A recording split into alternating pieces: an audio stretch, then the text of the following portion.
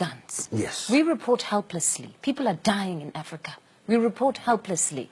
And the AU does nothing. Only yesterday, 3 days ago, I wrote a letter to the chairman of the AU, Dr. Mohamed Musa, and said, please send a fact-finding mission to southern Cameroon. Houses are being burnt. Women are being raped. People are not going to school. Call and convene a meeting of African heads of states of government as an urgent act. But somehow, maybe is handicapped in some way. They are lethargic. Somehow, they cannot act.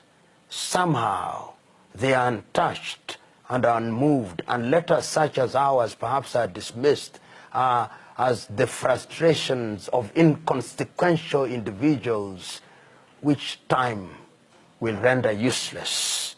It is sad, but yet we can not afford the luxury of giving up hope. Then meaning...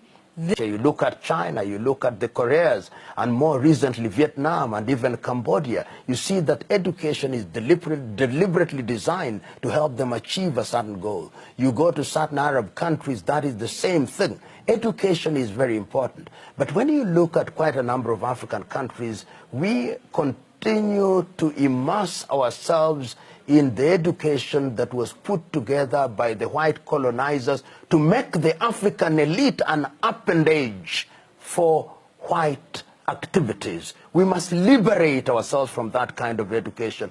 In the words of Kenya's Ngugi wa Thiong'o, we must have education that decolonizes our minds. And I think that that can be done. One of the things that I'm beginning reminding us that there are now two strands of views about Africa.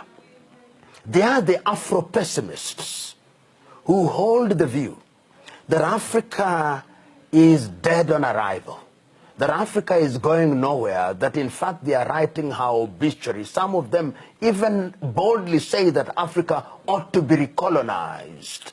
And they say they can't govern themselves. Look at what they are doing to themselves in South Sudan. Look at what they are doing to themselves in Congo. Look at what they are doing to themselves in Somalia. Look at what they are doing to themselves in the Cameroons, what they are doing to themselves in Mali.